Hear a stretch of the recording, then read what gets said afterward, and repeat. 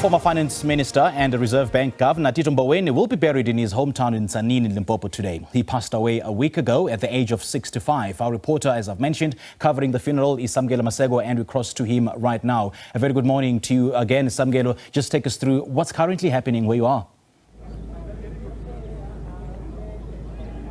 Well, at this point in time, Simpiwe, mourners have started arriving here at the Ngowa Stadium, where the official funeral service of the late former governor of the Reserve Bank, former Minister of Finance and former Minister of Labour, Tito Mboweni, will take place. And we will speak to Bongani Bongo, who is a former ANC Member of Parliament and former ANC NEC deployee to the province of Limpopo. Back in 2019, on the 20th of June, on his Facebook page, Tito Mboweni wrote, "If I were to be asked to write a testimonial of Comrade Bongo, I would say, quote, for the short time I have worked with him in Limpopo NEC deployees, he impressed me with a highly contentious, hard-working, reliable, trustworthy, committed, dependable, and humble person. He is not a fanatic. He has a sense of humor too. I don't know anything else. Give the young man a chance." End of quote. That was Tito Mboweni back in 2019 on Bongani Bongo, who was faced with a lot of legal and political issues at the time. I am going to bring in Mr. Bongo. Those words in 2019, 20th of June, from Tito Mboweni at a time when you faced difficulty in your life, charges, politically, you were being dealt with, one may perceivedly say, within the African National Congress. What did those words mean to you, particularly coming from a struggle stalwart like Tito Mboweni, revered in the business, governance and political spaces? No, thank you, Samkele, and good morning to you and the viewers. I think this is a great loss to the people of Limpopo, the people of Ngowa, and the people of this country.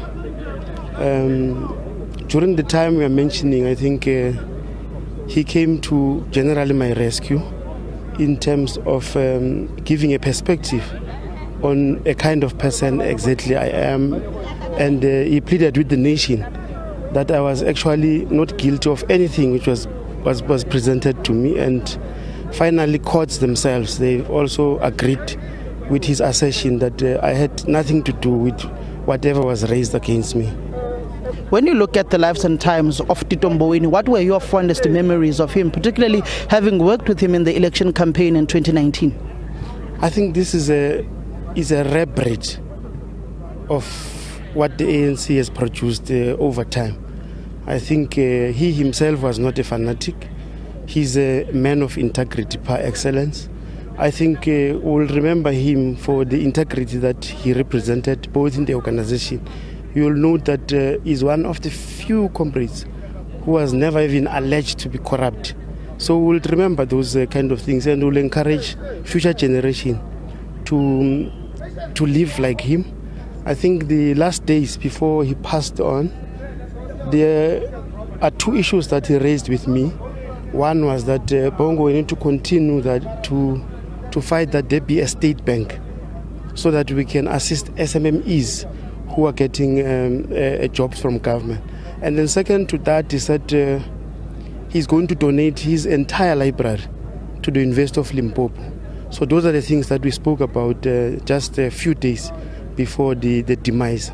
I think we want to say we are very sorry and condolences to the Mboweni family and to the people of Ngowa and the people of Limpopo and the people of South Africa.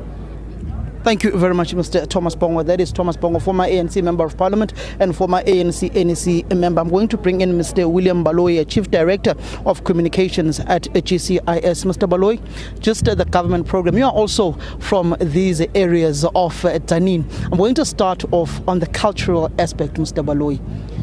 We usually know funerals in this area to take place in the early hours of the morning. This is a deviation from the traditions and the norms of this area.